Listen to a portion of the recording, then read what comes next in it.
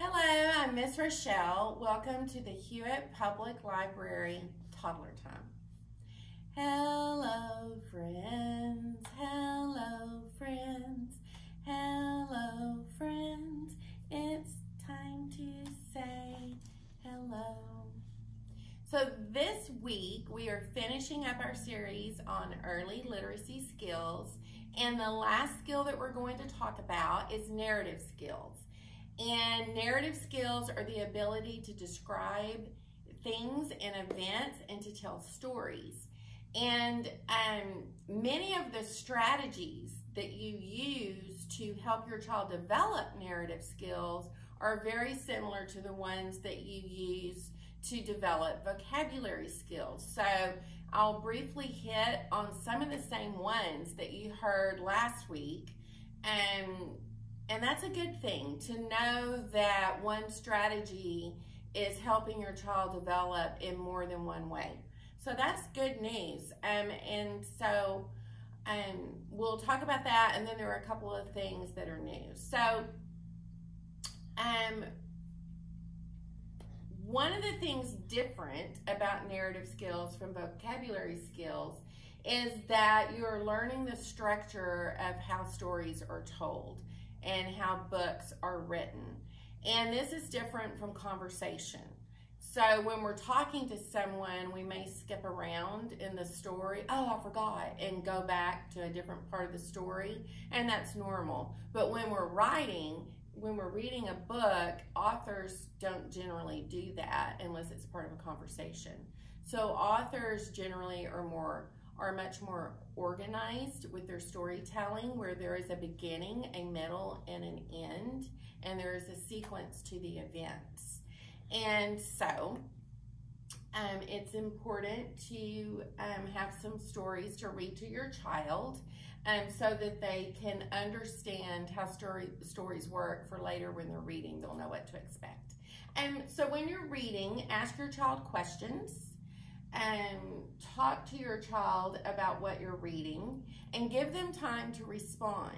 And I know some of your children are still very young and they don't have a lot of language yet, and that's okay. So you still want to give them that time, because our brain uses three different parts of the brain are used: to hear information and then to try to process and speak, have a conversation about it, say something about what was heard. And so even if they're babbling, that's okay. Even if they only have a few words and they repeat those words, they are thinking about what you're saying, and they're also understanding how conversation works back and forth. So give them time so that they can use that other part of their brain. And that will help develop their narrative skills. We used to, back in the day, we would sit around a table when we were eating dinner, and now a lot of us don't do that, and that's okay. If you do sit around a table or you want that to be a part of your routine, that's a great time to practice narrative skills. But if that's not something that works for your family, then you can practice those when you're in the car. Just make sure, or when you're before bedtime, have some times throughout the day. Maybe if you notice throughout the day that there has not been a lot of just narration and conversation skills, take a few minutes at bedtime and talk about the day. What did we do today? Or something that you enjoyed about the day. And tell stories, put them in order, and you're just teaching your child how that works in building narrative skills. For young children, acting out stories with their whole body is very helpful. That's what is also good about some of the rhymes that we do. It involves their body. So using their body to act out what is going on in a book. So this does not have to be complicated. This does not have to be like a full-blown reenactment, almost like a play. This can be simple. And so if you're reading with your child and the frog hops, then at the end of the story, you can teach your child to hop. If someone is playing ball, Go get the ball at the end of the story and show them the ball. Let them bounce it. Let them throw it. Just making those connections and letting them act out a part of the story in that way. And you're modeling that behavior and you're building those skills so that later, when they can do more acting out of what they are reading about, they'll understand what that means. So all of those tips will help develop narrative skills. The books that I have picked out for this week have very detailed pictures. Most of them have interesting pictures in some way, and they have a beginning, a middle, and an end. And so this one is unplugged. The pictures are different. They're mostly black and white and grays, which make them interesting. And so it has a beginning, a middle, and an end. Things are happening in a certain order that you can talk about as you go through the book. And then this one is the Little Kitten.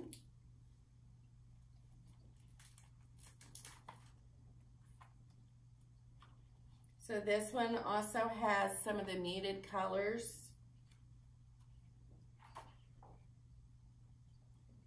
It tells a story. It even has more than one picture on a page where you can talk about one picture and read about that one picture and then go to the next picture. And the one on the end is My Truck is Stuck.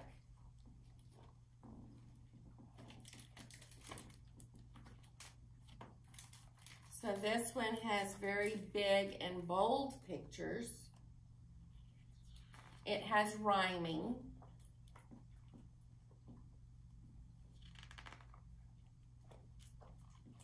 And telling the story about the truck getting stuck and needing help and everything that happened as a result of that. This one is very good for narrative skills and sequencing. If you give a cat a cupcake, there's a whole series of these books. If you give a moose a muffin and those type of titles. And so if you give a cat a cupcake, he'll ask for some sprinkles to go with it. When you give him the sprinkles, he might spill some on the floor, and it goes from one event to the next, very dependent on what happened before it. And so this is a very good cause and effect and sequencing book to help build those narrative skills. So he'll want to go in the water and build a sandcastle too, and then what will happen? And it's very specific and related to the page before. And then at the end, he ends up with a cupcake again, just as the book started.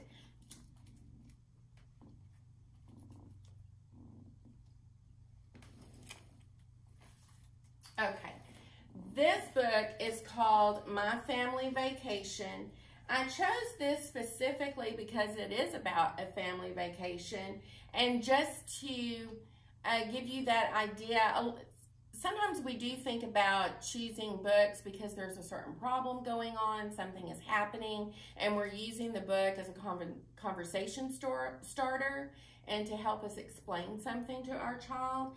But books can also be used for upcoming events or just to very intentionally teach a skill. So today is narrative skills. And you have this family vacation, and so you can read the story, and then if you're about to go on a vacation on a trip, you can narrate your vacation and your trip. You can come back, you can draw pictures about it and write about it. And it's okay if your child does not understand everything that you're doing or why you're doing it. They're still getting that experience and they're making those connections. And so that was specifically why I selected this book. And then the last one is similar, A Camping Spree with Mr. McGee. And it goes through a camping story, a man with his dog. And they're doing on their camping trip. And so, again, this is a very specific story. You could read it just for the joy of reading it, but you can also read it if you know you're going to have a similar experience, whether it's going outdoors on a walk or you're actually going camping. But if you're going to spend some time outdoors, you can read the book and then relate it to what you're doing as you're narrating your day and use narration similar to what you read about. So those are some ideas for books this week. Are you ready for story time? Are you ready for story time? Clap your hands. Are you ready for story time? Clap your hands. If you're ready for story time, if you're ready for story time, if you're ready for story time, clap your hands. Are you ready for story time? Nod your head. Are you ready for story time? Nod your head. If you're ready for story time, if you're ready for story time, if you're ready for story time, nod your head. The Little Kitten.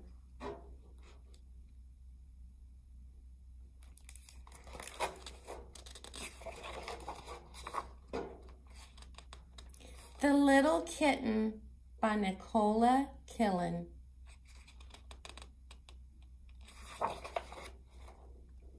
It was a crisp autumn day, and Ollie was heading outside to play, closely followed by her cat, Pumpkin. Meow. There's Ollie, and there's her cat, Pumpkin. And I see some leaves out the window. Ollie was about to jump into a pile of leaves when she noticed it was moving. She tried to take a closer look, but suddenly the wind whistled, blowing the leaves everywhere.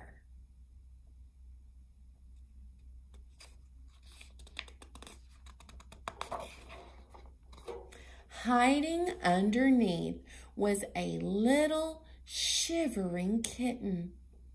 Ollie scooped the kitten into her arms and cuddled him until he felt warm.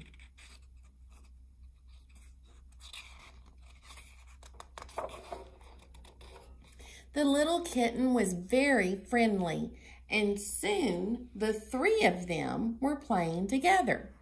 Ollie, Pumpkin, and the little kitten are all playing together before catching falling leaves and being explorers. After so much excitement, it was time for a rest. I see them all under the tree. Pumpkin is already asleep.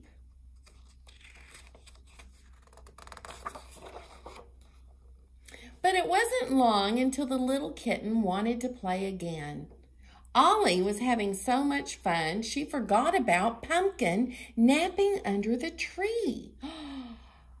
Ollie and the little kitten are playing, and there is Pumpkin napping under the tree. Ollie and the little kitten ran farther and farther into the woods. When the new friends reached the heart of the woods, Ollie noticed there were posters everywhere.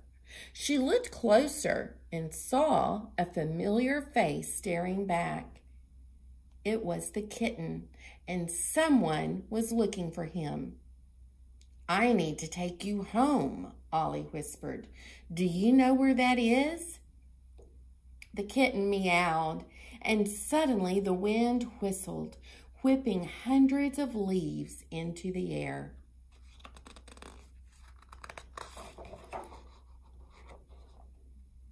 As the leaves settled, they revealed a secret path. The kitten set off right away, with Ollie close behind. There's the path. Where would it lead them?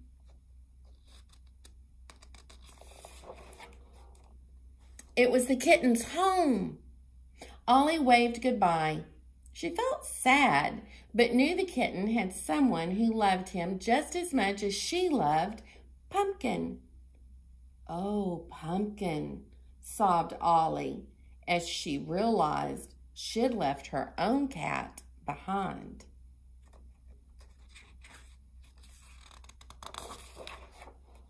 She hurried back through the woods, unsure of the way, not noticing the sky getting darker and darker.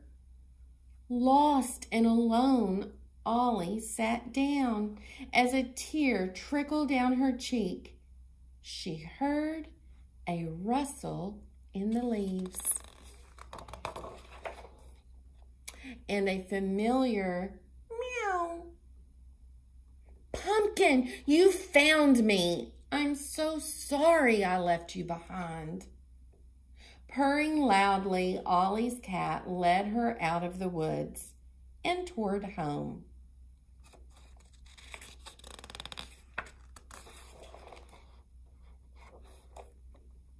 There's Pumpkin and Ollie all cuddled up in a chair. There's a book they were reading on the floor. That night, Ollie wasn't the only one happy to be reunited with her cat.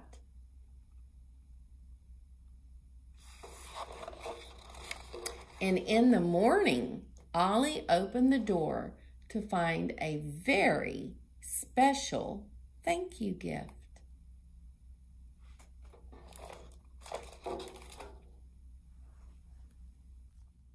I hope you enjoyed today's book. We have two rhymes to do. The first one is called Mix a Pancake. So it's the steps for making pancakes, and it has some actions with it, and it goes like this. Mix a pancake, stir a pancake, pop it in the pan. Fry a pancake, toss a pancake, catch it if you can. We'll try that again. Are you ready? Mix a pancake, stir a pancake, pop it in the pan. Fry a pancake, toss a pancake, catch it if you can. And then the next and last one is the key to the city. This one is good for building narrative skills, for putting things in order, learning sequencing, and learning prepositions and what they mean in, under, and those type of things. Okay, here we go. A key to the city. This is the key to the city. And this is the city. And in that city, there is a hill. And on that hill, there is a street. And on that street, there is a house. On that house, in that house, there is a room.